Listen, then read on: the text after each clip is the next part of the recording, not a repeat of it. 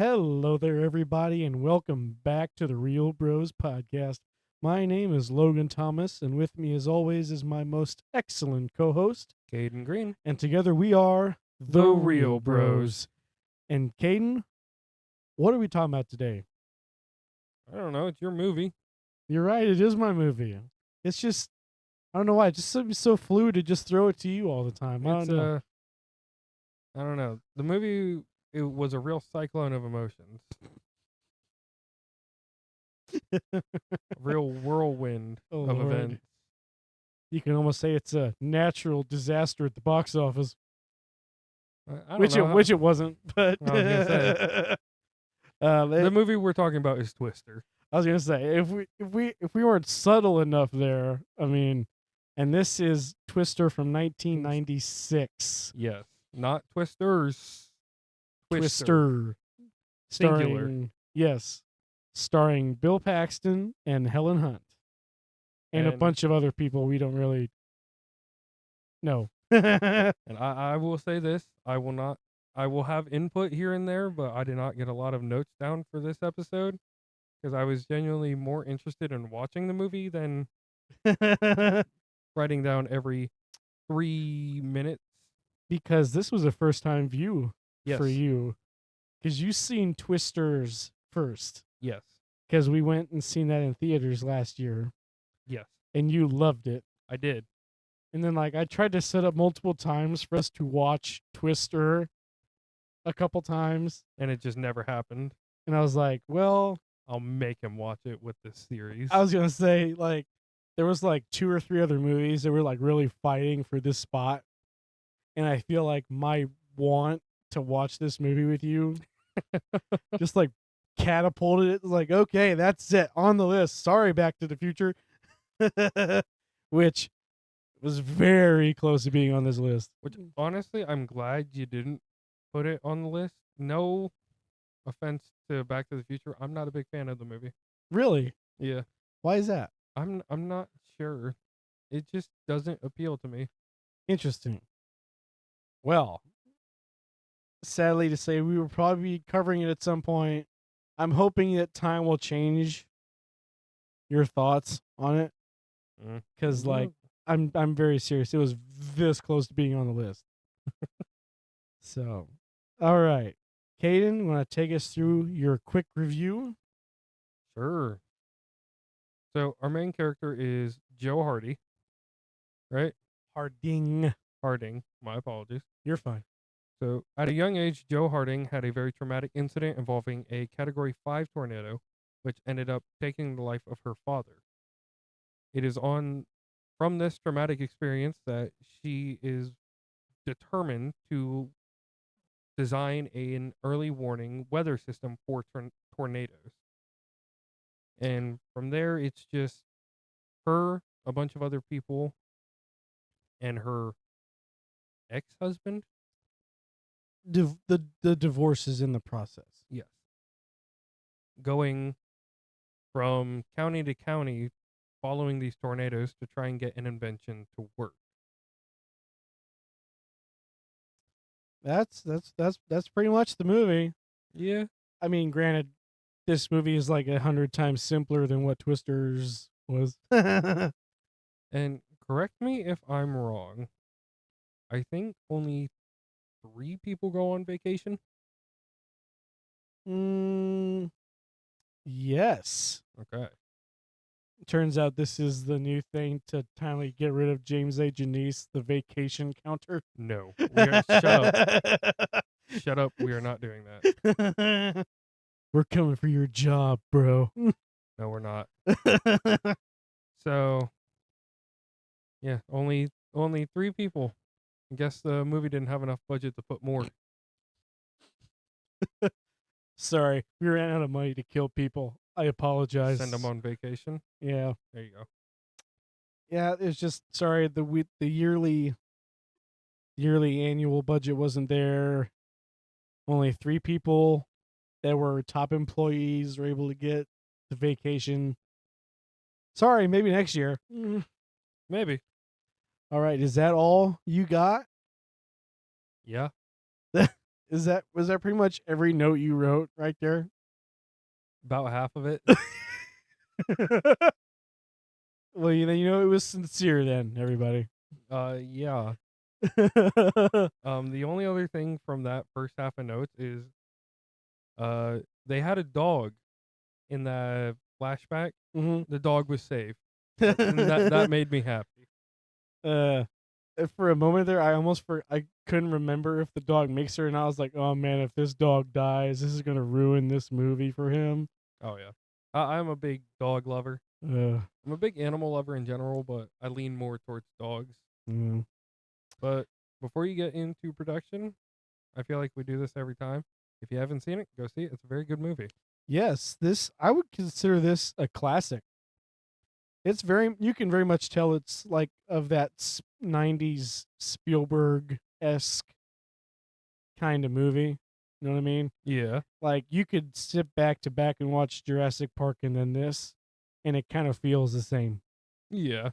It has that thriller esque vibe to it, Yeah, but there's like still like that fantastical element.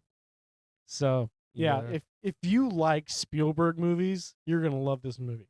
Even It, though he didn't direct this movie, it surely feels like he did. yeah, the best way I can compare both of them is humans try to combat forces of nature that they were not meant to combat. That is a very apt description. I like that. Yeah. Thanks. I just came up with that. Hey, you heard it here first, ladies and gentlemen. All right. Are we ready to get into production tales? Yes. It is that time. Okay. Ladies and gentlemen, this is Twister. Singular. Twister, no S. That should have been they should have re-released this movie with that title, Twister, no S. For the 4K. No. No? Okay. No. Okay. Um Twister was produced by Steven Spielberg's Amblin Entertainment, which is his production company. Okay. With financial backing from both Warner Brothers and Universal Studios. You don't usually see one of the big three work together, Yeah. which I thought was kind of cool at that point. Um, let's see here.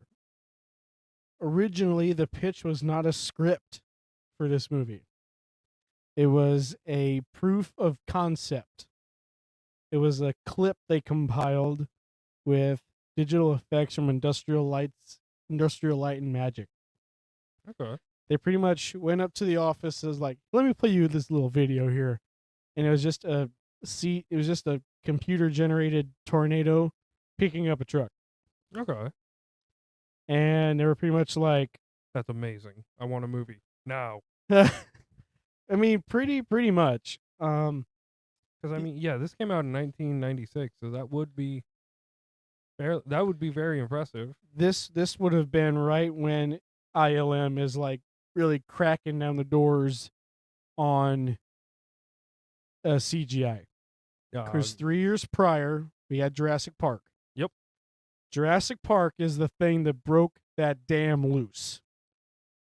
And pretty much everything after that was like, hey, that's viable now.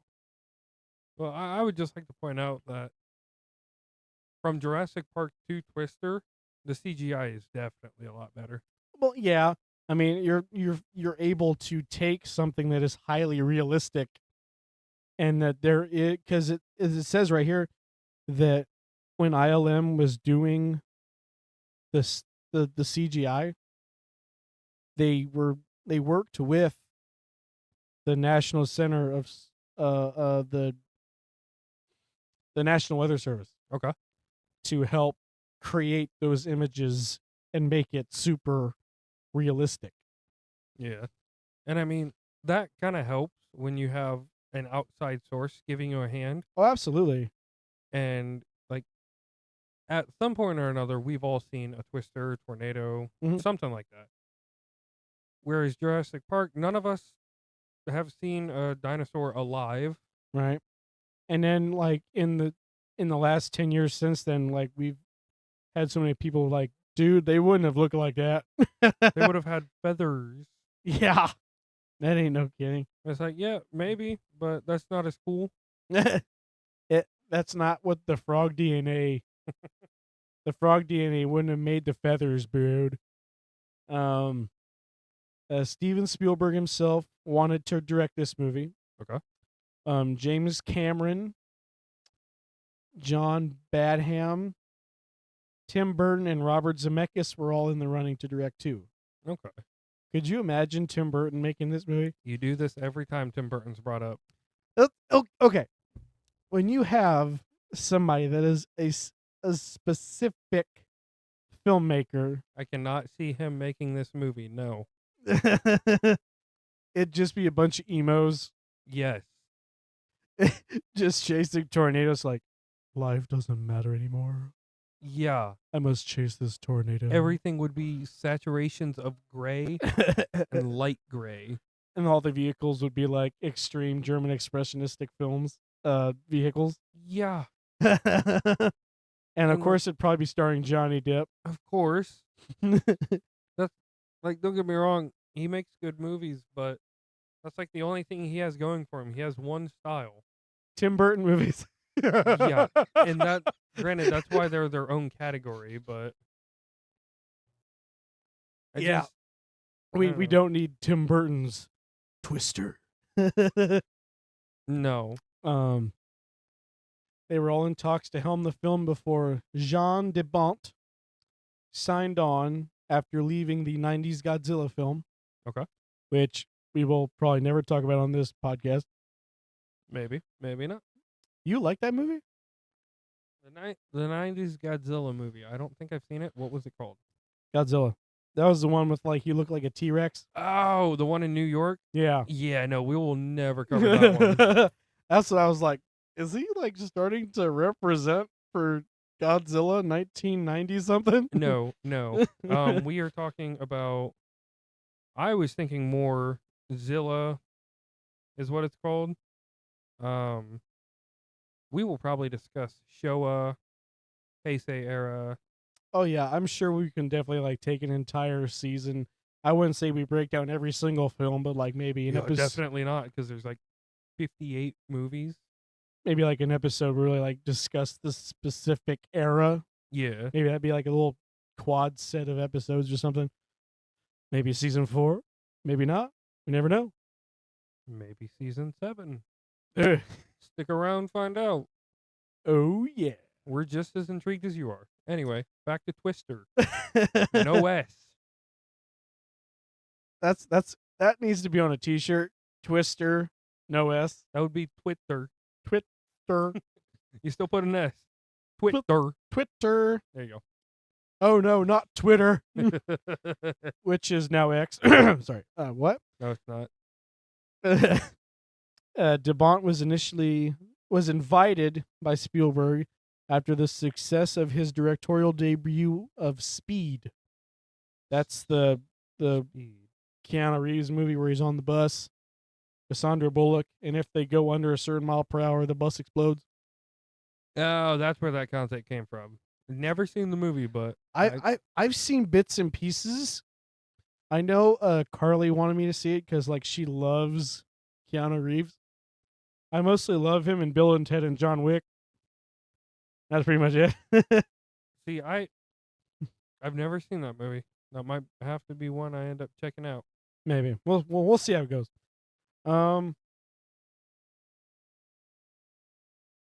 Was released in 1994, which was Speed, obviously. Which would have been a year before this movie would have went into production. Right. So he was like coming fresh off of Speed for this movie.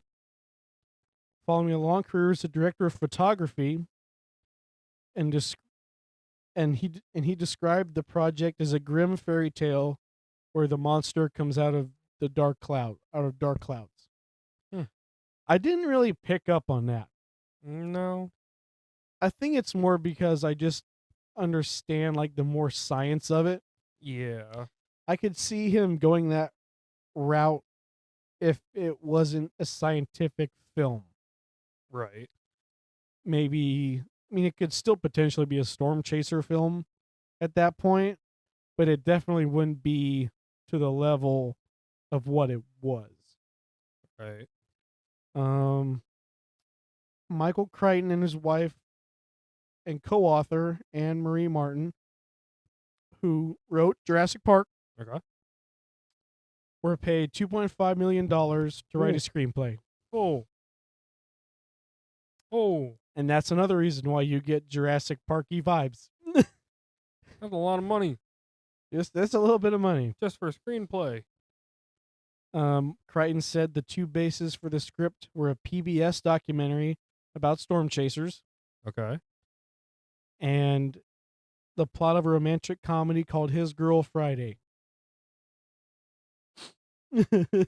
Okay. where a newspaper editor and his ex, who is engaged to another woman, do one last job together. Oh, so they pretty much just ripped that entire concept. I mean, he did say it was his inspirations. Heavy inspiration, apparently. Hey, yo, pay me $2.5 million and I'll rip off another movie. Watch, I can do it. I promise you I can do it. But I'll make it work so copyright laws can't get us. Oh, yeah. They did. Two screenwriters would later sue the studio, claiming Twister was taking from their ideas. Yep. There you go. Daniel Perkins, who wrote script Tornado Chasers, dealt with the military harnessing tornadoes as weapons Ill. and settled for an undisclosed amount. And Stephen B. Kessler, author of a script about storm chasers in Oklahoma called Catch the Wind, and whose case was eventually dismissed. Oh. So pretty much everybody was trying to make tornado movies at this point. Yeah. You just ain't got Spielberg money. I don't think a lot of people do. Especially, you don't especially have post Jurassic Park Spielberg money.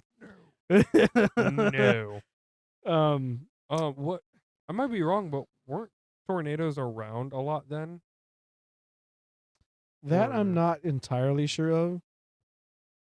I mean, they were at that in the 80s and 90s was when they were starting to like really look into it. yeah, Oh, because like at that in the 70s there wasn't really like the technology to like start studying them right. safely or whatever. But Dorothy was actually inspired by an actual invention Okay. called Toto.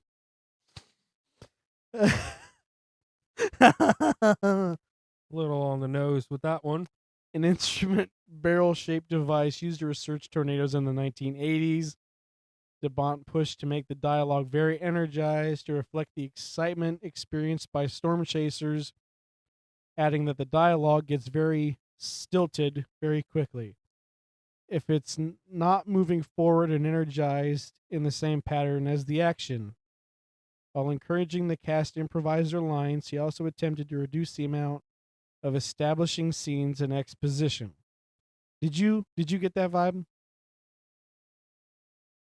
I don't know. I can't remember the movie. All I know is that I was really interested in it. It's a good movie, I promise. You were just asphyxiated Asphyxiated. to Wrong word. transfixed There you go. transfixed to the TV screen. Yes, the movie was strangling you with excitement.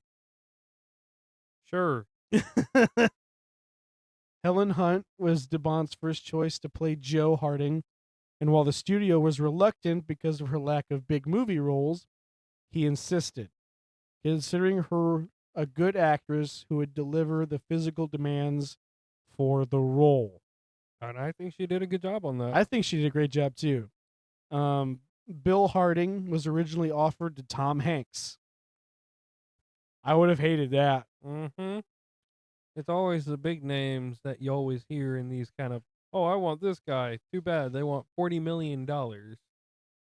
Tom Hanks read for the part, but passed on the film and suggested that Paxton try for the role. So Tom Hanks was like, "Hey, give it to this guy." You know Okay. what? Tom Hanks is right. After watching this movie, I was like, you know what? Bill Paxton's the man. I'm going actor, maybe. The character, I will disagree with you on that till the day I die, and we will get into that later. Oh, okay. DeBont wanted the Storm Chaser crew to reassemble with the ones during. So pretty much they had the actors like hang around Storm Chasers, get the Okay. vibe of everything. Right. Production was plagued with problems. Dun dun dun. Not surprising, because I can almost guarantee you that they did that during actual storms. Like, not tornadoes, but like, oh, heavy storm? Roll the cameras. We'll work with it. um, it wasn't as much that. Oh, Uh, okay, maybe, but it. We'll get there. Um, Joss Whedon, who we all love, I'm drawing a blank. Justice League. Oh, that's why I'm drawing a blank. I don't know the face. Pre- it, it, Just keep yeah. going. Just keep going. He was brought in to rewrite the script through the early spring of 1995, which is when they would have been filming. Okay. When Whedon contracted bronchitis, Steven, I'm so sorry for this, Steven Zalian, again, I am so sorry, was brought in to work on revisions. Whedon later returned and worked on revisions through the start of shooting in May of 1995. Then he left the project after he got married, 2 weeks into production. Okay. And then Jeff Nathanson was flown to the set and worked on the script until principal photography ended. Among the changes, Hunt complained that Joe and Melissa's interactions were short of catty with each other, prompting her to tell the producers, "That's not going to be fun to play or to watch. I'm not sure if I want to do that." I I think she was right. Yeah. They I like how they played it kind of friendly. Yeah. I mean, like, granted, hey, I'm marrying your husband. Sorry. They definitely could have played that in as a very uh unsavory fashion. Oh yeah. But they didn't. Yeah. Honestly, I probably would have liked it a little bit more if it was in that unsavory fashion. Maybe like a little bit, but not just like, "Hey girl, taking your husband." That woman. Or any of that she said, they said kind of stuff. Yeah. Yeah, that could have very much ruined the film for me. Um. Yeah. I'll have a little bit of a rant later on in the movie. You already know what it's about. Ladies and gentlemen, this rant will probably take a 3-hour run, so pre-prepared for the longest episode of Real Bros in history. Maybe 5 minutes at most. Oh, okay. That's not what you told me before, you dirty liar. Mhm. I have no comment. Filming was originally to take place in California, but DeBont insisted the film be shot on location in Oklahoma. Shooting occurred all over the state. Several scenes, including the opening scene where the characters meet each other and the first tornado chase in the Jeep pickup, were filmed in Fairfax and Ralston, Oklahoma. Okay. The scene at the automotive repair shop was filmed in Maysville and Norman. The water sprout scenes were filmed on Caw Lake near Caw City. The drive-in scene was filmed at a real drive-in theater in Guthrie, though some of the scene, such as Melissa's hotel room, was filmed in Stillwater near the Oklahoma State University campus. And of course, uh, something happens during the drive-in scene, but we'll talk about that later. Yes. Later. The real town of Wakita, serving as the hometown of Lois Smith's character Meg in the film, was actually used during filming. Okay. And a section of the older part of town was demolished for a scene showing the aftermath of an F4 tornado that devastates the town. So wait, they actually demolished part of a town? I guess. Oh, talk about dedication. Mom, what's that dynamite for? Don't worry about it, honey. I'm sure it's fine. Hey, do you guys got a permit for that? Yeah, the mayor gave it to us. Yeah, you're Uh, blowing up his house too. He knows. um, they did not blow anything up for this. um, the location was selected after scouts discovered leftover debris from a major hailstorm that occurred 2 years earlier in June of 1993. Most of the residents signed up as extras and were paid almost $100 per day. Ooh, sign me up for that. Additional scenes and B-roll were filmed near Panaka City and Pauls Valley. However, due to changing seasons and massively transforming the look of Oklahoma's topography, filming was moved to Iowa for the climactic scene with the F5. Halfway through filming, both Paxton and Hunt were temporarily blinded by electronic lamps used to make the sky behind the two actors look dark and stormy. Okay, that's my mind's boggled by that. You telling me you're blinded by some electric lamps that they use to make the sky a little darker? Pretty much. Just close your eyes.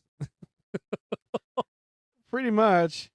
Um, there's and I guess Hunt and Paxton both needed hepatitis shots after filming the scene under the bridge because that was an actual uh setup, like an actual bridge and stuff. Yeah. So like it wasn't exactly sanitary, I guess. So I guess they was like, "Hey, we can we get you some hepatitis shots?" Why am I thinking of tetanus? I feel like I feel like tetanus would make more during sense. I it doesn't say why. It just says both of them needed hepatitis shots. I don't know. It's just because it was an unsanitary ditch. That's literally all it says. The more you know, I guess. Aha, bad weather. There we go. We have Was been on this for quite a little bit. I know. This is like the most for production that I've seen on one of our movies so far. Yeah, that's good, but it's bad for a runtime. I know. Ready for the Snyder cut, everybody. Never gonna happen. Not in one single episode, at least. Yeah. We're gonna make it a mini series like what it was originally intended to be. Bad weather was frequent during production with hailstorms, lightning, floods, and mud. Some crew members feeling that DeBont was out of control left the production 5 weeks into filming. The camera crew led by Don Burgess claimed DeBont didn't know what he wanted till he saw it. He would shoot one direction with all the equipment behind the view camera, then he'd want to shoot in the other direction right away. Well, whatever works. Ooh, there's some DeBont in a fit of rage knocked over a camera assistant who missed a cue into a ditch and refused to apologize. Okay. Um. Okay. Yeah, I was gonna say that's kind of one more person was hurt from the sound of it. Jack and Green. 2 days before principal photography ended, Green was injured when a hydraulic house set used to the house that would collapse. Yeah. He was in it when it collapsed. Oh. Woo! He made it out alive, right? It just said injured. Okay. So, yeah, that was pretty much it. So we had a couple almost vacations for reals. Yeah. Caden, what do you think the budget for Twister Not an S is? Let me think about this. If it was made in 1996 and it was made by Spielberg's company, I'm gonna say 50 million, Lowballing, 100 million, highballing, 75 million. $92 million.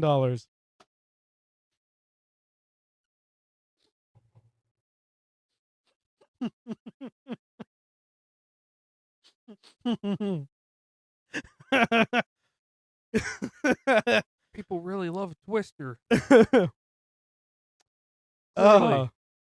man. So domestically, it made $241 million. Okay. And it made 252 million worldwide. Okay. Opening weekend, it made $41 million, Jeez. with a grand total of $494 million made back. You said 494 million? Yeah.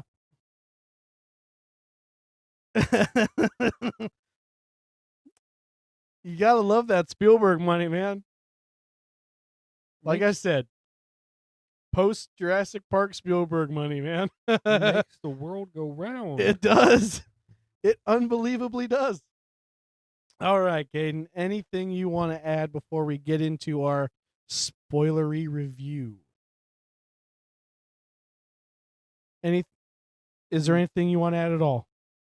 well, if you haven't seen the movie, by all means, definitely go see it. Absolutely, man. Like, It's another Spielberg movie, even if it's not from him.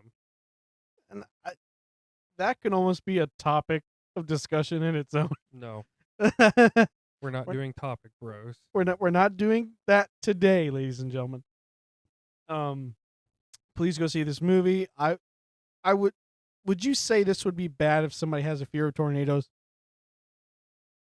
I mean, maybe? I Because don't know. Let me ask you this. Would it be bad putting someone with a fear of spiders in a room full of tarantulas? I don't know, you're the one with the fear of spiders. I'm going to throw something at you.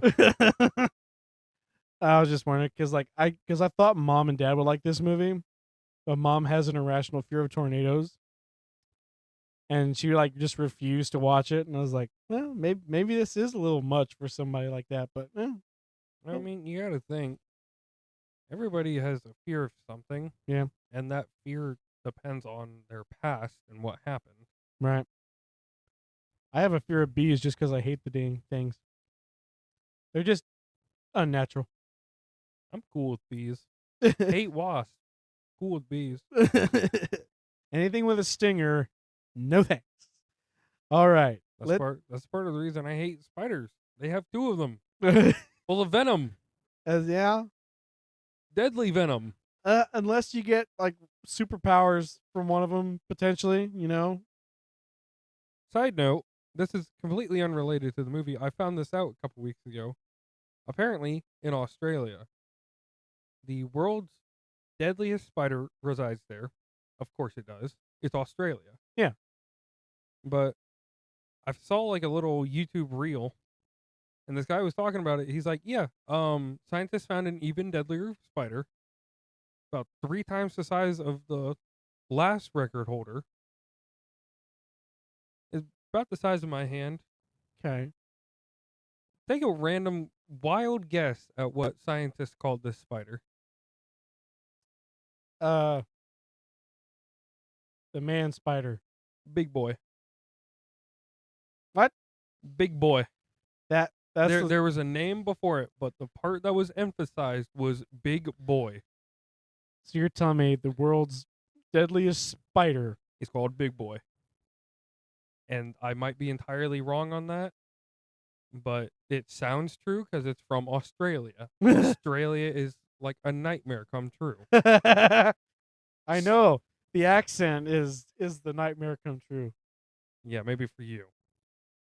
But dude. yeah, Like, I've watched like Hemsworth and Hugh Jackman in interviews say, "What is the worst accent to have?" And both of them have said Australian. So it's not me saying it; it's actual Australians who are saying it. well, do what you will as with that information.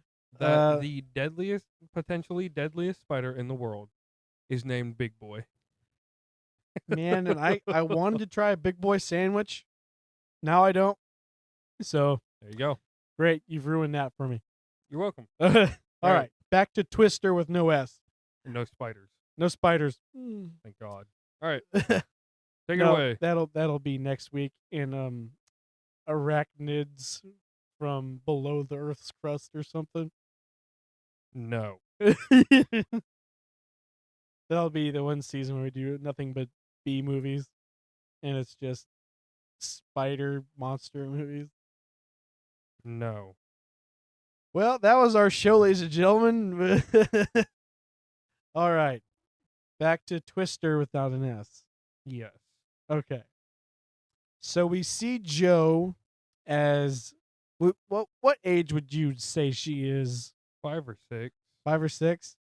An F5 tornado. For anybody who doesn't know, that is a big boy tornado. That is the strongest tornado or twister that Yeah, can occur. And and we should preference this. They are in a farmhouse or farmland in 1969. yep, and pretty much just rural flatlands, Oklahoma. Yeah, so no matter where they go, there's no real safe space. Mm, They do have a storm cellar though. yep, and they get inside the storm shelter, but the dog is still in the house. Man, what's And gonna happen to the dog? it's safe. We're not going to anticipate yet. The dog is safe. But the entire time, Joe is screaming the dog's name, trying to get it to follow her. And the dad lets the dog in. Yes. And at that point, the hinges are starting to break off. And so the dad is like holding the door closed with all of his strength. And just proves too strong, man. And like this kind of got me thinking, like, why would you try to hold the door shut? We see that after the door is gone, nothing else in the room is affected. Yeah. But Like, that's also because, it's a movie. yeah. Like, I don't know if that would happen in real life due to a vacuum kind of effect. Maybe. Put that down in the comments if you think what you think would have happened if he would have let the door Let the alone. door be, yeah. Yeah. We're kind of curious what your guys' thoughts are. Or don't and just call us idiots because you're right. Yeah. I ain't the doctor and nothing. But sadly the dad gets a free flight to his vacation. Oh yeah. Caden, where was his flight for? The afterlife. Man, that means he'll be probably having shrimp cocktails with Beetlejuice or something. Oh, of course. Oh man. And then it just cuts to title card Twister. with no S. Yeah. We jump 30 years later, Because yeah, this takes place in 1996. Yeah. So it's around roughly 27. 27 years later. Aha, I can do math. I rounded up. No, I can't. Oh Lord. Do you want me to do the real math? 28. We'll leave it there. 28 years. And if I'm wrong, I'm wrong. Okay.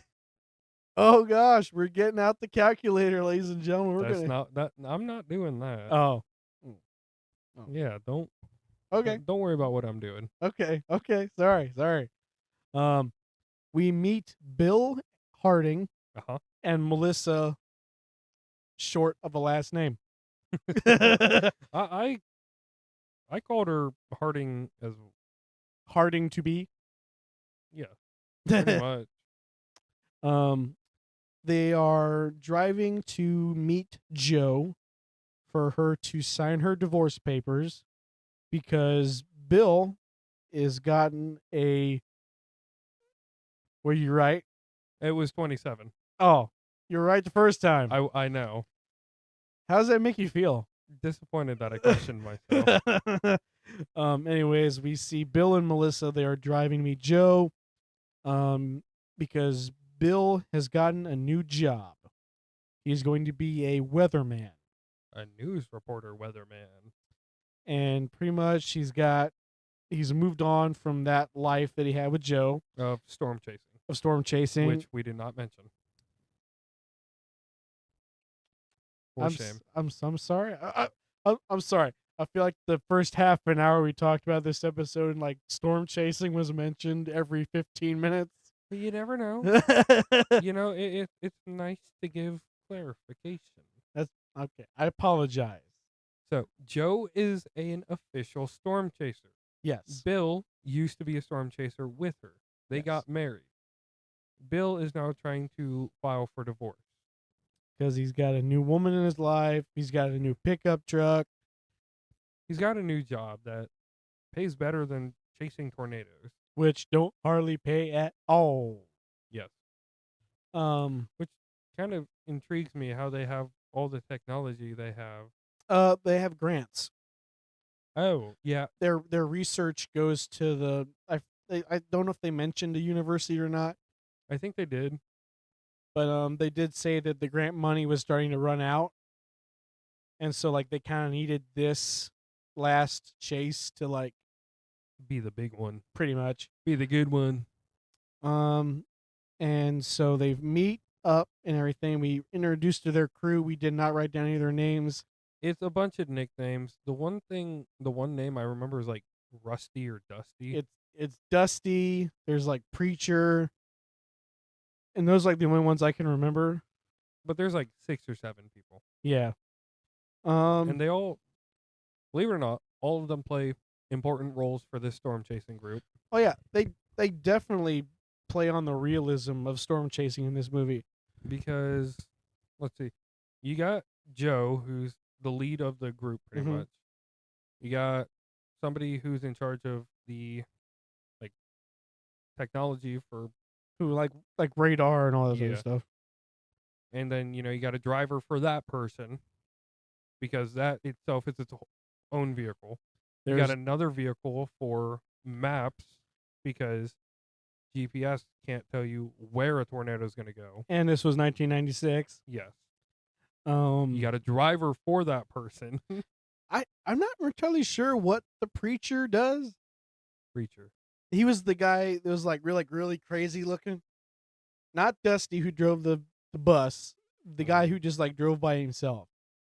I don't know. It never really said what his job was. I mean, granted, there were 4 special things of equipment, so 4 vehicles would make sense. He's just a driver. Yeah. And then there's Dusty, who's just he's Dusty. Yeah. I don't like him all that much. He's very out there. Yeah. And not in a good way. Oh, he's so funny, haha. He more he's kind of creepy. Yeah, well, that's just because that's how Philip Seymour Hoffman decided to play him. So. Oh, so you can't remember the actors? You can remember. I remember one that actor's name because I've seen him in other stuff. Oh, okay. But Bill arrives and everybody's like, "Hey, Bill, welcome back." And every time he says, he's like, "I'm not back. I'm trying to get divorced." Yep. So he gets out his papers, and Joe starts to sign them. And they're like, "Wait a minute, I got something to show you." I don't know if she's like intentionally stalling. I think she is, and we kind of find out why later on. Yeah. So Bill and mostly Bill, but Bill and Joe. There you go. I was playing The Last of Us the other day. That's why I got Bill and Joel. Sorry. I figured. Joe designed, quote unquote, a device to pretty much read the infrastructure and get real-time readings of a tornado. Yeah. And it's called Dorothy. 1 through 4. Yes, Dorothy 1 through 4. And I hate to admit this, but it wasn't until they showed Dorothy 2 that I realized they were doing Roman numerals. So you just thought it was Dorothy I? Yeah. I'm like, what does Dorothy I mean? Because for like the first half of the movie, they have just the one. And I thought I wrote it down, but no, I'm like, Dorothy I what? Dorothy I? Door to the eye. Granted, I'm really impressed with myself that when they showed Dorothy 2, I wasn't Dorothy I. Ladies and gentlemen, we have just broken new ground. But Dorothy is pretty much, Dorothy in itself is just the container. yes. What's inside is like, I want Nope. to say tennis ball sized sensors Tennis with ball size sensors that wings, kind of, or fans to help that's them later. gain lift. Yes. The spinners are added later.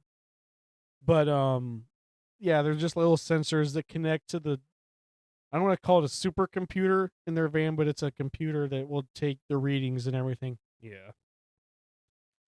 And Bill designed it, and pretty much before he left, that was when they started to build it. And Joe thought, and the reason why Joe didn't meet them to give them the papers and everything was because Joe wanted him there for her first time out. Yeah. And won't you know, it worked. And they're off to the storm chasing races. Yeah. Bill says he wants to leave that life behind pretty much for the entire movie. But The first half, I would say. and the entire time he's still joining them for this wild adventure. That's because he's the extreme, which we'll get to that later. So we're on the road. On the road again? That will get us arrested, sir. Don't do that. Don't do what? Exactly. I'm just saying they're going on the road again. You did it to a tune. The tune is what will get us arrested. Or incredibly sued for money we don't have. No. Because the guy is too stoned to know. Well, yeah, he might be too stoned to know we're doing it. We're safe. Anyway, they are back on the road again. And they decide, I don't know why they did, but they decided to pull over at like a gas station or restaurants or whatever. Rest stop. Rest stop. And we meet Jonas Miller. Pretty much the antagonist of the movie. I wrote down anti-Bill. And I have written down Jonas is in it for money, not science. I literally wrote down money, no science. And that what you said about him being anti-Bill does work because Bill doesn't really care about the money. He's in it to learn and grow from the experience. And we also get to meet our anti-Dorothy. I don't think there's a name for his. I'm sure there was, but it was probably some technological name. Toto. No. That was my terrible Seth Rogen laugh. Seth, you again? But no, like they completely copied the design, Yes. but his sensors were like squares. Which I don't know how well that.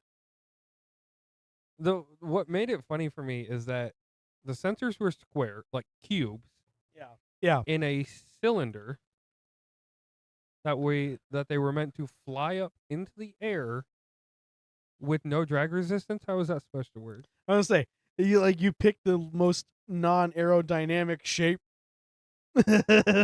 But yes, Jonas pretty much stole the entire idea of Dorothy, and I think he said, "I just made it better." Yeah, he literally did. So then we get a little Bill v. Jonas action. Not really. The most we get is Bill tugging on Jonas's shirt. Like, I'm gonna hit you. I'm glad that he doesn't. I wish he did. He gets his just desserts. Soon. Not really. Just about an hour or so later. Um, so everybody goes inside and eats or whatever, and Bill is what you would call a human barometer. Is that what it's called? A barometer? Yeah, Oh. that's what Joe's entire family called him, because like he's just so in touch with the weather and everything. Like Yeah. pretty much building up the legend of the man. The extreme. The extreme. And Oh, this is the last note I wrote down. Because I remember. I let me tell the story, then you tell the note. So, for anybody who knows anything about tornadoes, if it starts to happen, Which I wouldn't think it'd be very common, would it? it's so. So. Anybody who knows anything about tornadoes, and if there's a likely chance it's going to happen, the sky will turn a greenish hue. I knew this because I was alive ish for the Van Wert tornadoes. And my mom, she lived through a bunch of tornadoes and everything. And actually last year when we were at work, a tornado went through, Oh, really? and actually the sky turned, and I saw it and everything. So it is real. It Okay. is real. Okay. Caden didn't know this was a real thing. He was just like, "Oh my gosh, why are they desaturating the movie? This looks terrible." And so I was like, "No, dude, it's real." And then you wrote this. Say it. Green sky, time to die. And I don't know why that's what came to mind, but it's like if that's the foreboding message of a tornado or a twister, it's like, it rhymes, it's catchy. I'm writing it down. We're putting that on a t-shirt, ladies and gentlemen. Not. I wrote down Bill is the tornado whisperer. Because he like picks up some dirt and just like holds it and like watches how the wind moves it and everything. Yeah, didn't they call that like the farmer method or whatever? It's something. I know they kind of do something like it again in Twister with an S. Twisters. Twisters, plural. And at this point, they're like, "We got greenage. It's time to roll." And at this point, we have a little side note with Joe and Melissa. Yes, and this is kind of what I was talking about the divorce, if you don't mind. That's fine. So Melissa is, to put it lightly, an intimacy therapist. Yeah, Which I've never heard of that before. me neither. Um, Like literally the first time I watched this movie, and she said the line that you and I laughed at the most. I was like, "Did I just hear what I thought I heard?" but anyway, Melissa understands that Joe is still deeply in love with Bill. And that's part of the reason she doesn't want to sign the divorce papers. That's pretty much the only reason, I would say. Yeah, I mean, you could get into like layers of like how maybe it's like a trauma thing or whatever, but like We're not going to. no, it's definitely love, but like Might be more, might not be. we're not qualified to say what it is or isn't. Yeah. Just Joe still loves Bill, and so she's not wanting to sign the divorce papers. Yeah, because Melissa pretty much point blast is like, You still love him, don't you? and she just like pays for her meal and just walks away. And at this point is when Bill's like, "Let's roll." And so Bill and Joe ride in a yellow Jeep pickup truck, which I want this thing so bad. You and the color yellow. It's not the color. Well, I mean, let's think about it. There was the Hummer from Zombieland, and you're like, "Oh, I want it." That's because it's a Hummer. And then there's the truck that's yellow. You have a weird obsession with the color yellow on vehicles. That is 2 instances. I'm sure there will be more in the future. I'll remember them. I didn't say I wanted Bumblebee. Ha. You said that. You've disgraced me. So they're pretty much on their first chase, and Bill and Joe wind up under a bridge because they tried to get in front of an F1 tornado to set up Dorothy. Yes, they tried to get in front of the tornado, so they drove into, I want to say, like a dirt path. It's like a little side ditch or some Yeah. other form. And unfortunately, they couldn't get out of the ditch, and the only thing that was in their way was a bridge. I think it was both they couldn't get out and they didn't have enough time to get Dorothy Yeah. off. So they're pretty much high underneath this, Wooden rickety bridge. which I love the effect of like the nails and everything that they showed, Oh, like yeah. pulling out and everything. Because I think, like, right as the tornado started to come over, I talked to you. I'm like, wouldn't that rip up that bad bridge? And then it started to do that. I'm like, oh, look at that. Sadly, the truck gets the worst end of the stick.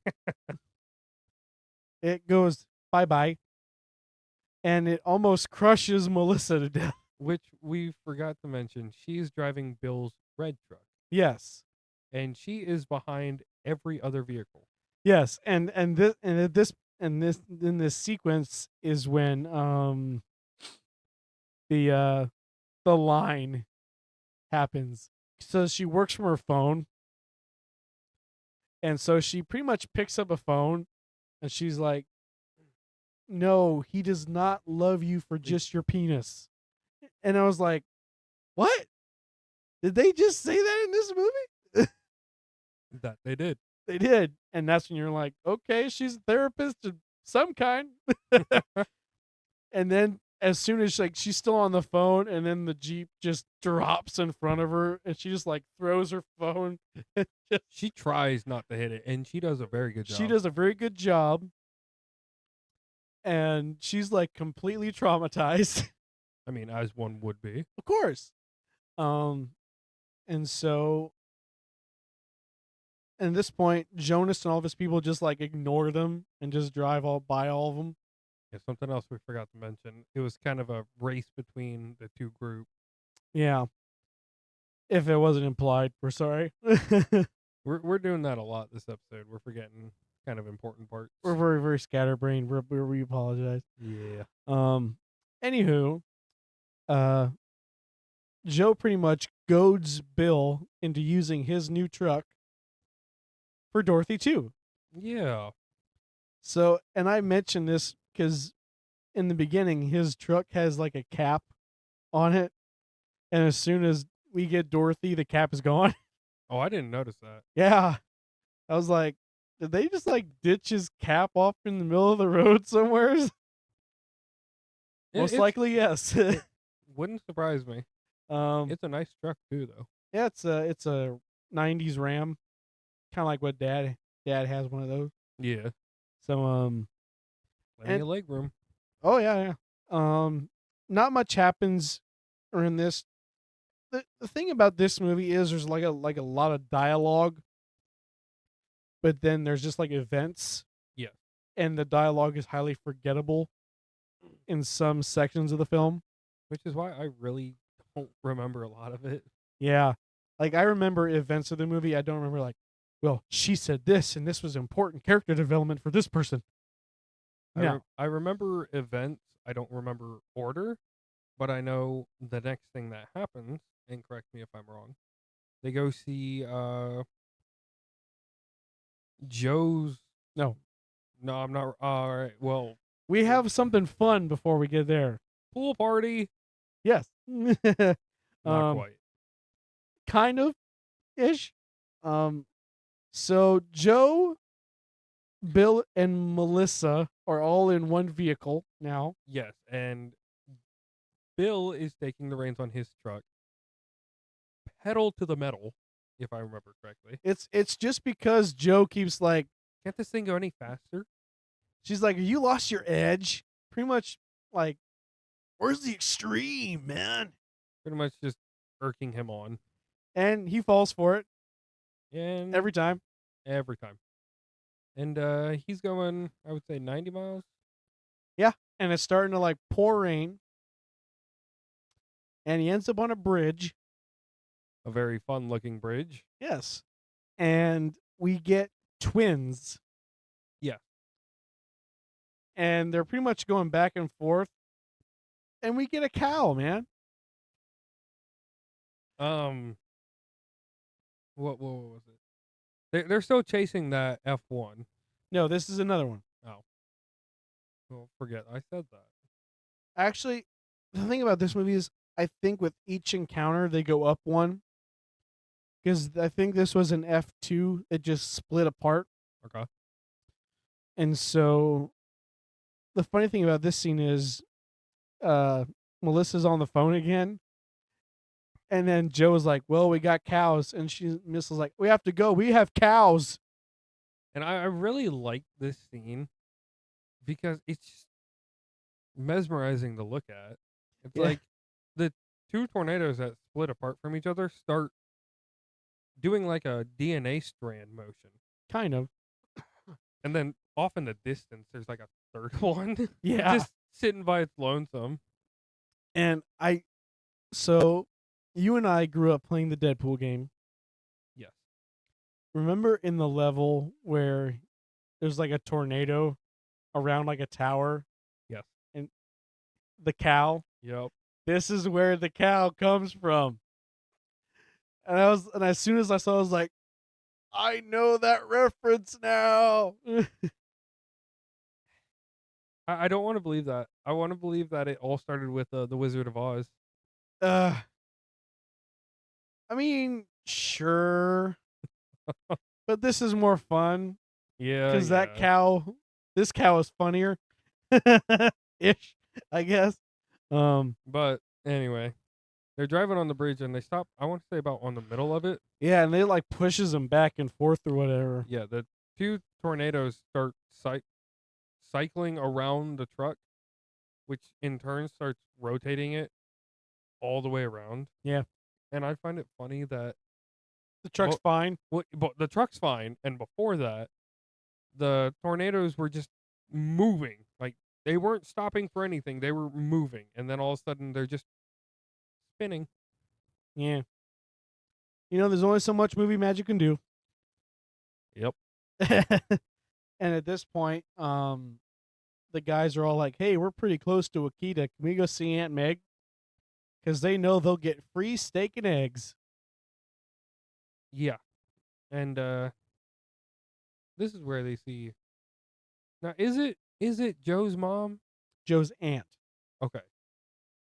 I could never remember because I know they called her Aunt Meg, but for the longest time, I'm like, well, since we watched the movie, I'm like, isn't that just her mom? Sadly, no. It doesn't really say what happened to her mom, but it's not really important either. So it might have been from natural causes because she did look. She looked old in the 1969 sequence. Yeah, so it very well could have been natural causes that sent her on vacation. Potentially. Hey, that puts it up to 4.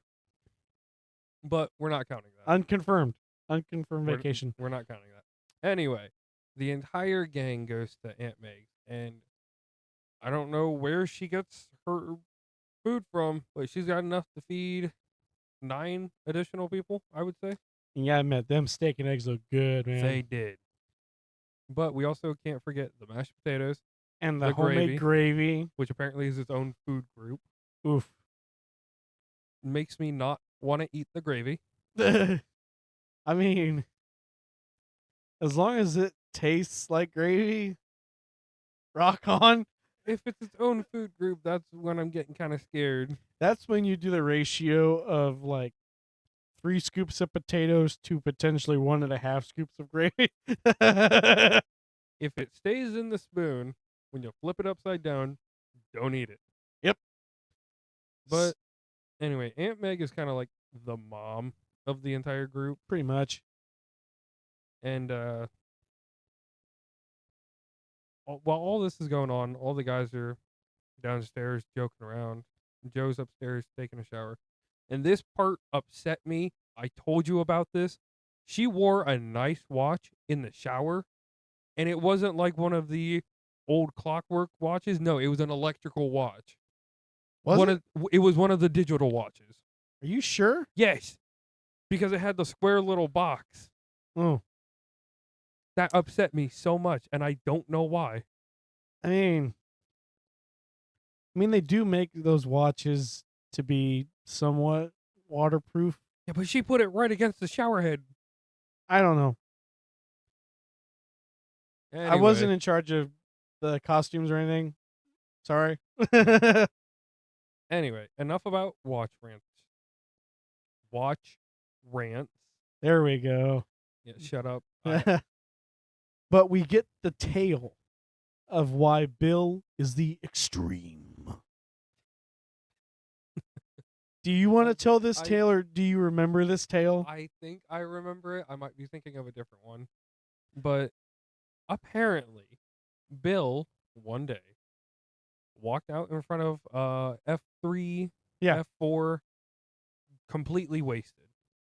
Completely naked, too. Get completely naked.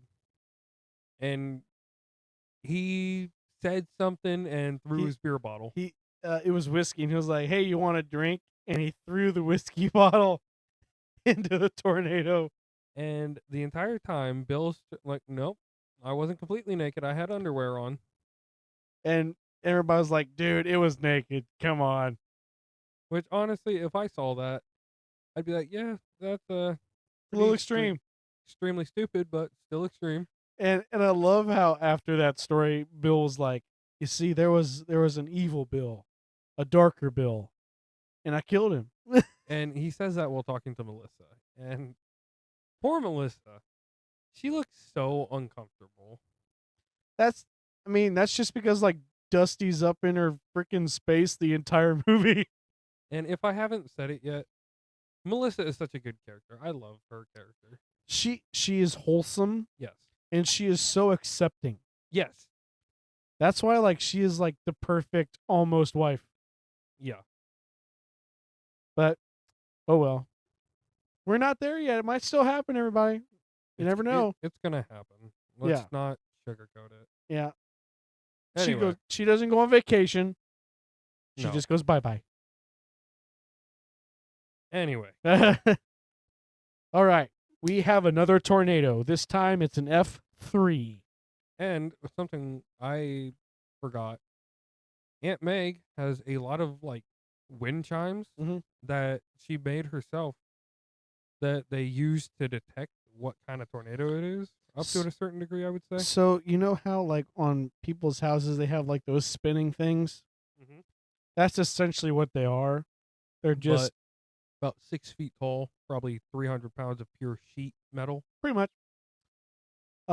So this we're gonna blow through this one because it kind of happens a lot. Not happens a lot, but there's a lot in this sequence. We're just gonna break it down. So this is their third attempt. Out of 4. Yes. They still have Dorothy too. Dorothy too. I thought it went in numerical order. It is, but they didn't lose Dorothy too in the last encounter. Oh, yeah, that's right. So sorry, I completely confused that entire thing up. You're fine. I mean, I honestly like. Did they just like lose a Dorothy every time a tornado popped up? Honestly, wouldn't surprise me. Yeah. But so Joe and Bill are driving, and they're heading right into it. Yep. And we get like extreme hail, branches flying everywhere. Which I'm impressed with the truck windshield. Oh yeah. these movies are totally not spokesmen for Ram or anything. But Anyway, Bill pretty much climbs in the back of the truck and is turning on Dorothy and everything while getting impaled by hail. yeah, I can't imagine that feeling good. Especially not fake movie hail, which is pretty much probably just plastic. Yeah. Like they had like thick balls of quote unquote hail, man. Like it looked intense to be getting hit by that.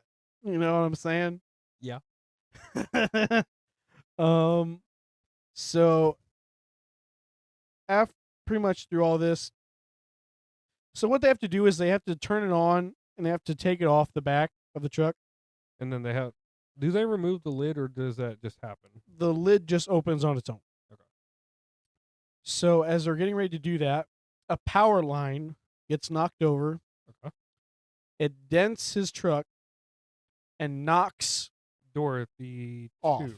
Yes, Dorothy too. It knocks her off the truck, and then all the sensors split all over the floor. And I'd say there's at least 200 sensors Oh yeah, at least 200 sensors. because this is about, I want to say, 3-4 foot tall cylinder, and it's about 3.5 feet wide. Mm-hmm. Yeah. Kind of like a little And trash can looking thing. these sensors are no bigger than probably like a circle you make on with your thumb and finger. I'd say somewhere between that size and a tennis ball, Yeah. somewhere in there. This is like the most driven moment of the entire movie. So pretty much Joe is traumatized by the events of her childhood, Yeah. and she like needs to like know about tornadoes, or like she just like needs tornadoes essentially now. And Joe's pretty much like, you got to understand there's more to life than tornadoes. And she was like what? And he says like Me. me. While all this is happening, Melissa is riding with Dusty, and he's the tech support or radio support. yeah, and the CB is on. So Melissa hears all of this. Yeah. Is this when your heart broke? For Melissa, yeah. Because after this point, I'm like, she doesn't deserve this, man. Do you want to go on your rant now? No. I'll wait. And so pretty much Joe is pretty much like mad at Bill now for like pretty much calling it how it is. Yeah. And so they arrive at a drive-in, which you thought the movie was broken. Yeah, because they were playing The Shining. That was the surprise, ladies and gentlemen. The Shining, which may or not appear later on in this season. Probably Never not. know. Probably not. But they were playing The Shining, and I'm like, dude, did you get a bad copy of the movie? And I was just like chuckling to myself, and he's like, dude, what are you laughing at? Is this movie broken? And it just, the reason I thought that was because on the drive-in screen, the movie looked so weird. Like it's perfect quality, but it doesn't fit in with everything around it. No. And then it just starts moving, and you're like, oh, those dirty. They got me. They didn't do it good enough. They should have just kept it on the drive-in theater screen for the entire sequence, Yeah. and just have ambient noise as the tornado happens all around it. Oh, and then my favorite part. I found this so funny, but we'll get to that. Okay. So they're at the drive-in, and everybody's. I don't even know why earlier that day there was 3 tornadoes. Why anybody would want to go to a drive-in? Well, I do have in my notes. This was early in the movie. The National Weather Service had stated that it's the biggest series of storms in the past 12 years. Yeah. So, And they're not taking any precautions whatsoever. sucks to be them. So at the drive-in, Joe is pretty much getting coffee for everybody, and she finally signs the papers. Yeah. And pretty much it doesn't even matter at this point, because Melissa's pretty much like contemplating everything. She's like looking at her ring, laying on the bed or whatever. Yeah. And so I like the thing I like about this movie is it almost has like, so you know how in Jurassic Park something's gonna happen when like the T-Rex stomps and like the water moves. Yeah, There's pretty much essentially that. but with wind. There's like wind. They have like the TVs cut in and out or whatever. Yeah. I like that. So, and then that pretty much happens, and I think this is the scariest part of the movie. This sequence. And I would say okay, I would say this is the most intense, real yes, part of the movie. it is by far the most realistic and intense part. So, a F4 happens, And and they it just comes out of nowhere. well they notice the signs of it, Yeah, but they see like lightning flash and see the silhouette of it what in the background and so where everybody's Bill and Joe. like, get inside, get inside, and so everybody like gets in this work shed that has like this tunnel or like this little It's a garage yeah, it's a garage with like a little walkway to get underneath the car. yeah, and so everybody's piling in there. Cars like keep getting added on top And of this. here's the part that I found so funny. As the tornado's ripping through the drive-in, it tears up the screen that's playing The Shining, and Jack Nicholson's face just it doesn't move. The tornado just absorbs the entire movie. And you see like the last thing you see is his forehead as the tornado envelops the film. Yeah, that sounds about right. And I find that so funny cuz that implies that it's an electronic screen, Yeah. not one that's being projected on. Are you sure? Yeah, cuz when the screen itself got taken back, so did the movie that was playing. Yeah. Um.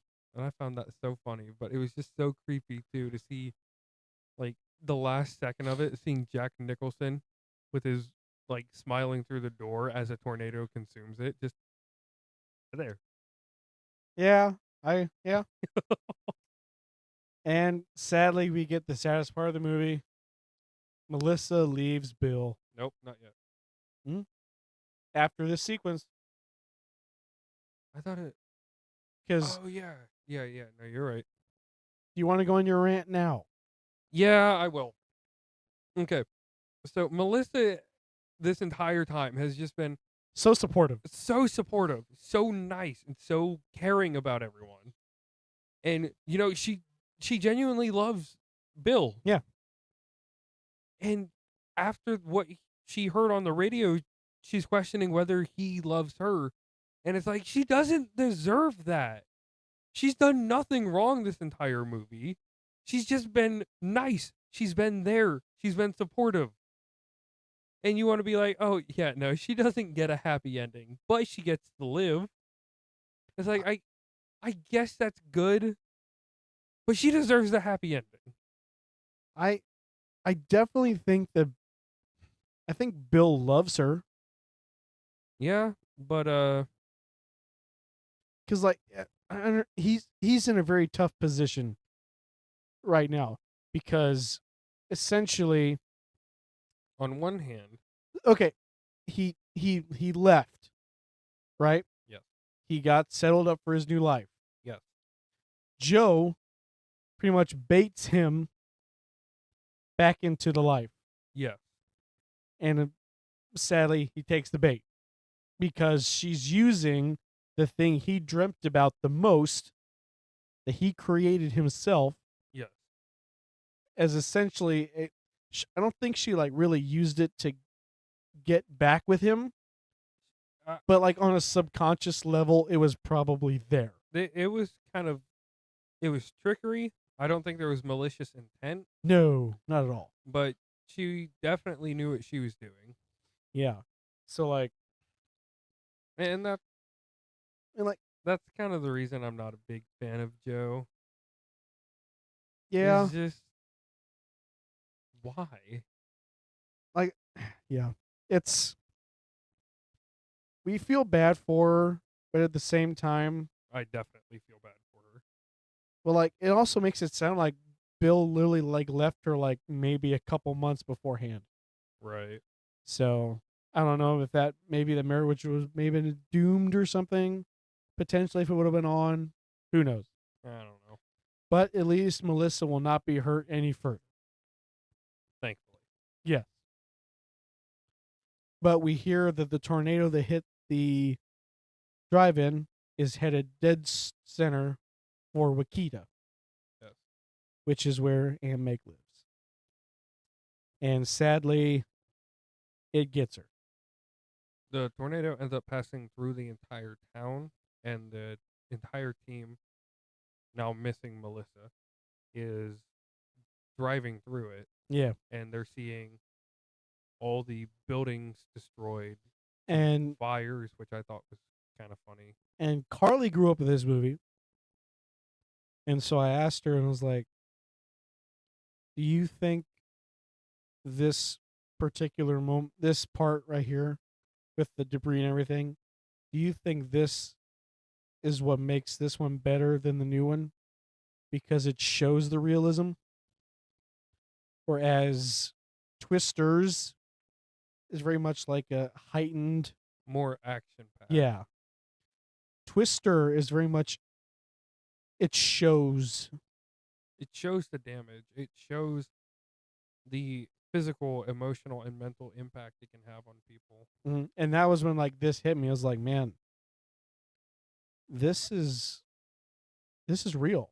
Like people go through this Yeah. sometimes every year in certain areas. And like it's crazy to think about it. But like it's starting to happen here more and more often. And even like last year, we had a record amount of tornadoes Right. here in Van Wert. And even like people are saying like, well, Tornado Alley is starting to move because of the barometric pressure changes and how the world is changing and everything. Right. And make that it's a terrifying thought to think like we could be center of Tornado Alley one day. Yeah. And that's terrifying. Like to think like that could be us one day. And that just kind of like really hit me. And I was like, man, this is real. And that was like kind of what changed the whole movie for me. Anyway, We got deep there, man. we did. Whew. We're not out of the woods just yet. We still have about half an hour left of film left to go through. The team does find Aunt Meg's house, and they find it pretty much crumpled down on itself, being held up just barely by a few support beams. So we get Aunt Meg and the dog out, and just as Bill gets the dog out, the whole house just collapses in on itself. Yes, and this is what we were talking about earlier about a house falling on a background worker. Yes. And so, which thankfully, both background worker and the dog are fine. Yes. That's 2 dogs in one movie that were put in danger that were saved. Woohoo! Better than most horror movies. Yes. In most kind of movies like this, I've never seen one dog walk out of it, much less 2. Because the dog's usually the first one to go. Yeah, unfortunately. Because, they pick up on that stuff. They pick up on evil, man. Yeah. So Joe's pretty much just pondering over everything. She's like, these boys need you. You need to help them. They need to finish this. Right. We need to get advanced warning systems. We need Dorothy to work. And so Joe is pretty much just like walking amongst her aunt's house rubble. No. Mm-hmm. No, wait. They would be out of Dorothy. They would have gone through 3 of them. They right now they only have 3 and 4 left. Oh yeah, you're right. Okay, I apologize. You're fine. I was. My mind was convincing me that during the drive-in, the 3rd one got knocked out. Mm-mm. But no, you're right. 3 and 4 are still around. So, and Jill's like looking at her aunt's art. Who? Joe? I heard Jill. Did I say Jill? I think you did. I'm sorry. Well, I was thinking about this, Okay. and then we were watching this. Joe looks a lot like my soon-to-be mother-in-law. So there's a I don't know. Sorry, sorry. That was a side quest. Anywho, Anyway, so that was why I made that mistake. Sorry. Joe is admiring her aunt's garden work. Yes, and she realizes that it was moving Yes, better. like rotors on a helicopter, how they're at an angle to catch the wind. And so this is when they outfit both Dorothy 3 and 4 with spinners on all the of the sensors. sensors. And what they do is they collect Pop cans from the Garbage. entire town that was just decimated by a tornado, and they're like cutting them open with scissors and like folding fashioning them, and it's like, okay, that's nice and all, but you could be helping these people first. That's in the extended cut that we never got. Like, yeah, you want to stop it from happening again, but you might want to focus on what's currently in front of you instead of what's 4 days away. So anyways, they set up Dorothy 3 and 4. Okay. Um Okay. I'm thinking here. I'm trying to get my notes back organized here. Okay. Okay. So yeah. Okay. Okay. All right. So they're on their last tornado chase. This is Yes. an F5. So Joe is already on edge. Yes. And this thing Because- is massive. Oh yeah. And they said, well, and it's the base was a mile across, yeah, huge NATO, man. which I find that kind of hard to believe because they do a zoom out shot at the end. The destruction doesn't look a mile No. across. Granted, I mean, maybe it got smaller. could be. So they're driving on the highway, Yep. and I consider this the funniest part of the movie. Jonas shows back up, right? This is right before that. Oh, okay. So essentially, they get thrown at by a lot of things. A tree Okay. Yes. falls and they get stuck on it. Yes. And the tornado decides to throw a gas truck at them.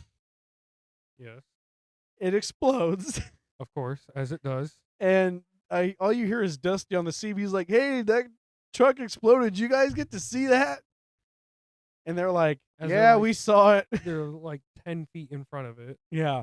And the explosion knocks them off the tree just for a house to fall in front of them driving forward. Oh, I forgot about this part. And all Bill says is, "I guess we're going in." And here's the thing, okay? This house is like a normal house.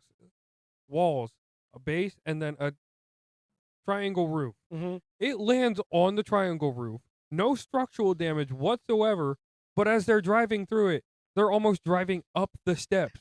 Like they just went in a normal house. One, how wide are those steps? Two, what kind of house is that? And three, why? Spielberg magic, baby. No. That's belligerent. That's you clearly show it even shows the house on its roof when they're exiting. But they still go through like normal. It's Stupid. it's a movie. Stupid. Anyway, And as this is happening, that's my last rant, by the way. I promise. 2 minutes later, listen up here.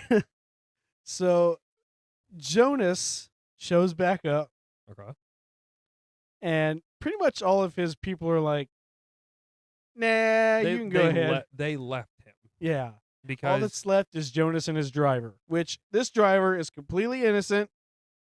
He is like friends with Joe and Bill from the impression that they give. Yeah. He's just overall a really good guy. He's just doing his job, man. And And so so we get some radio chatter from Joe and Bill, and then Jonas and his driver. and Bill's like, "Hey, pull back. It's coming at you guys. Get out of there." And Jonas, being Jonas, is pretty much like, "Stay on course." And he turns off the radio, right? Yes, he turns off the radio, and his driver, I forget his name. I'm so sorry.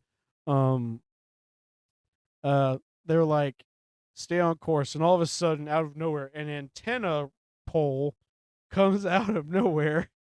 And It- it impales the driver Yeah. only. Only the driver. Head first. Final destination esque stuff here. Which we don't see that, thankfully. It is very PG-13 Like at the last second, it cuts to an outside view of the. of the truck, and then Jonas' entire truck just gets picked up by the tornado. And promptly slammed back down. Yep. And somehow it explodes. Ladies and gentlemen, our last two people that get voted for vacation. So we have Joe's dad, Jonas, and the driver. And the hero that is the unnamed driver. Yeah. He has a name. I just didn't write it down. So we finally get to the point where they're setting up Dorothy, and it works. They have a plan. And well, no, keep going because I might be thinking ahead here. I forget the exact sequence of events. Okay, I remember what happened. Doesn't the tree branch from earlier knock out Dorothy 3, or do they still have both of them? Because I think at some point they lose Dorothy 3. No. So they keep Dorothy 4 back just in case. Okay. So they only use 4. They only use 3, sorry. So 4 is kept safe. They just added the spinners. Okay. So Dorothy 3 works. They're all getting the data and everything.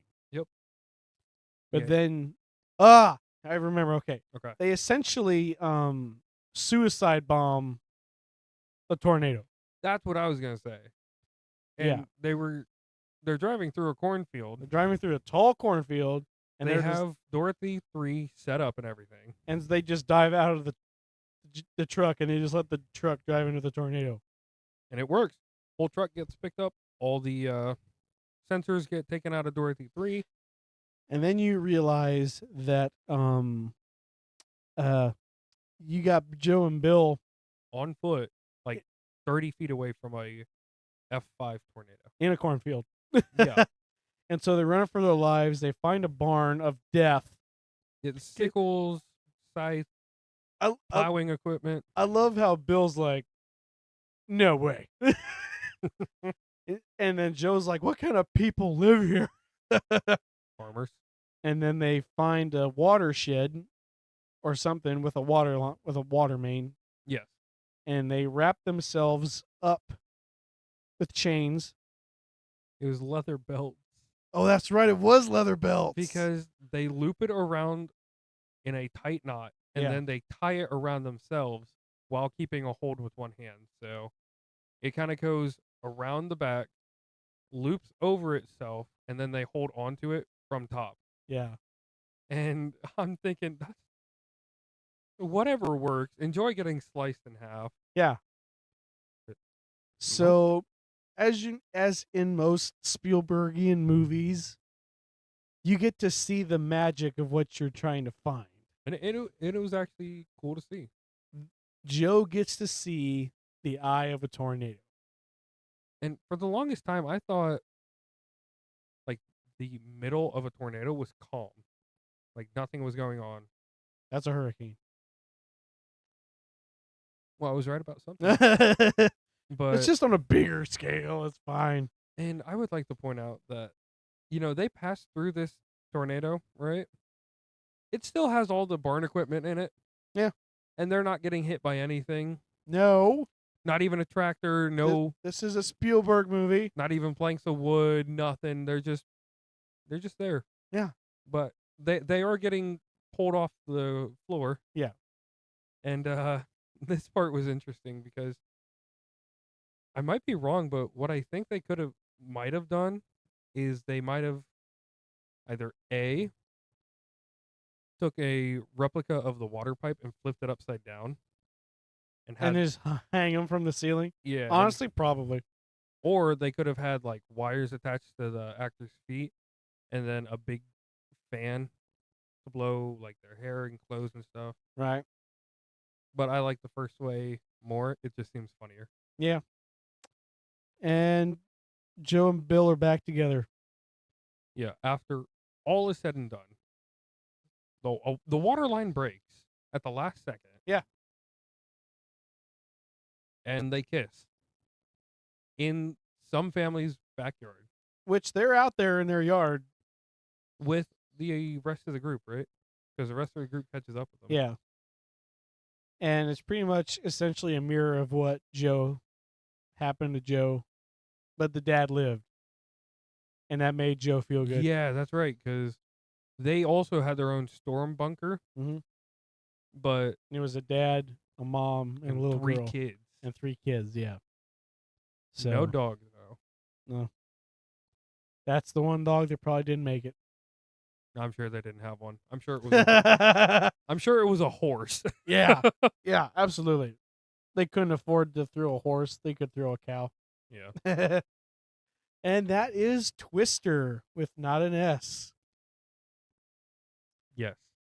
Caden, do you have any questions? If you were Bill, Okay. would you go with Melissa or Joe? Oof.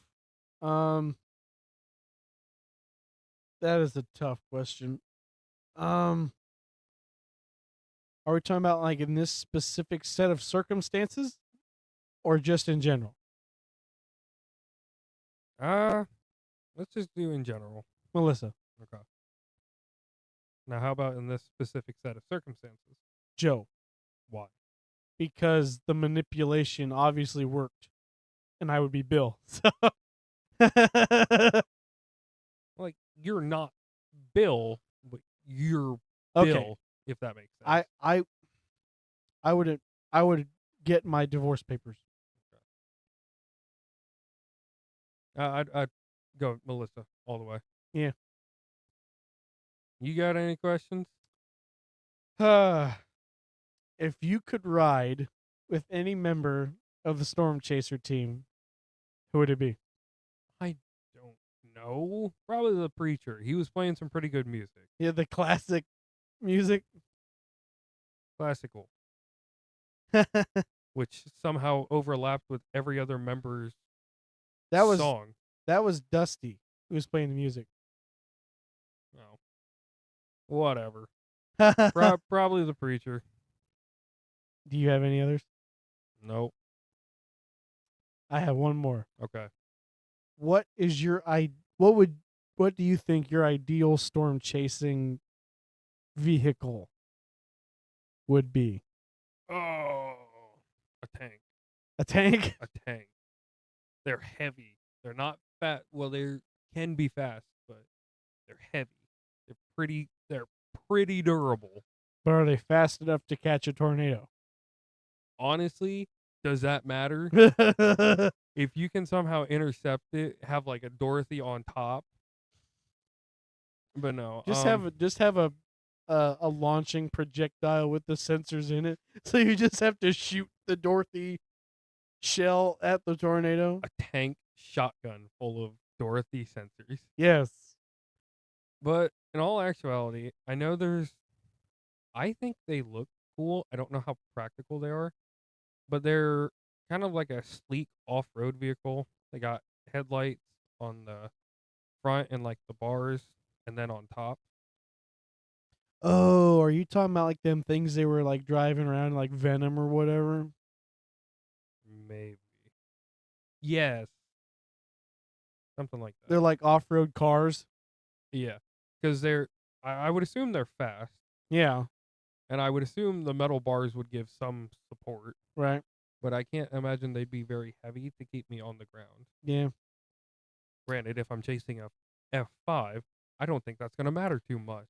Yeah. Seeing as how in the last bit of the movie, it ripped a whole tractor off the ground. Yeah. And we never saw it again. It's like 5 counties over. It's fine. All right, what would your ideal storm chasing vehicle be? Honestly, probably a Jeep Wrangler. Wrangler. Because if you're thinking about it, you're doing some of the most extreme off-roading. And what better than the original off-road vehicle? Yeah. So, No, I'm changing my answer. I want the Gator. oh god. The ugliest thing I've ever seen. Yeah, just so you can get sucked out of the driver's seat. Some Gators have doors. Just get 5-point seat belts for your Gator. Like, I ain't going nowhere. Gator just gets sucked up. Yeah. Curses! Curse the lightweight frame. All right. Caden, do we have anything we want to say about Twister before we wrap it up and get it and tell everybody about our next movie? This was a very good movie. As it being my first time watching it, I really enjoyed it. It was a roller coaster to watch. Yeah. I I definitely had some moments where I'm like, especially with you there to confirm or deny some stuff. I'm like, huh, that's pretty interesting. Yeah. When you think about it. Yeah, this, for me, only having seen this movie like as of last year because of the new one, because Carly wanted to see it, so I naturally had to see the first one. Yeah. This movie has really just shot up my list. And when Carly asked, what movie are we watching for the show? And I was like, watching Twister. And she's like, a movie I showed you got that high on your list? And I was like, yeah, babe, I love this movie. So that made her feel great. Yeah, just please, if check this movie out. If you do like tornadoes, if you don't like tornadoes, it definitely shows what people do for the National Weather Service. Yes. Like, there are crazy storm chasers out there who just do it for themselves, but there are people for the National Weather Service who do this for us. Yes. So, like, please check it out if you even just want to curious about what storm chasing is about. Granted, this is Fictionalized, of course, and but like 30 years ago. yeah, but like it's still a cool idea to like see what potentially it is. Yeah. And other than that, I love this movie, man. That's a good movie. We're getting near the end of our season, Caden. I've lost count, but I'll agree with you on that. I'll have an exact estimate for you on our next movie. Which is, I don't know. Probably something of the third in a series. I don't know. it's our first sequel. Oh my! Yeah, it is. And the worst part is we've already talked about a movie in this franchise. Yep. And the movie that we will be talking about is my movie. I didn't make it, but it's in my list, and it is Jurassic Park 3. It took, so if we're talking about Jurassic Park movies as a whole, if I would pick one to just watch randomly after the first one, it would be a tough pick between 2 and 3. Don't get me wrong, I love 2, man. 2 is great. But there's just something about 3 that is just very easy to just turn on. See, I watched this movie from a young age, not knowing that there were. Before I was smart enough to count past 3. I watched this movie before watching any of the others, and I loved it, but was terrified of it. Oh yeah. And I think part of the draw for me that keeps me coming back to it is there's like an atmosphere of tension here. With the family element and everything. Family element. I think that's what makes it more fun to watch, especially after. Have you ever played Lego Jurassic World, like the video game? Yes. Did you know for Lego Jurassic the 3, like the levels, they had the voice actors come back and do new dialogue Really? for in-level things because that specific set of levels had the people working together as a team and they had people record dialogue for the teamwork. That's incredible. I know. As I was playing those levels, I was like, "Oh my god, this is new dialogue." So that just like cranks it up another notch for me. Yeah. So yeah, But we're excited to go over that one. just something else, another reason I keep coming back is, like I said, the atmosphere, and then like tension, and then there's like a slight hint of mystery. Just a little bit. It's like you never know what's gonna come around the corner, Yeah. metaphorically or literally, Yeah. Dinosaurs everywhere. everywhere. Everywhere. All right, But ladies and gentlemen. I'm Logan Thomas, I'm Caden Green. and this has been The Real Bros. We'll see you guys later. Bye bye.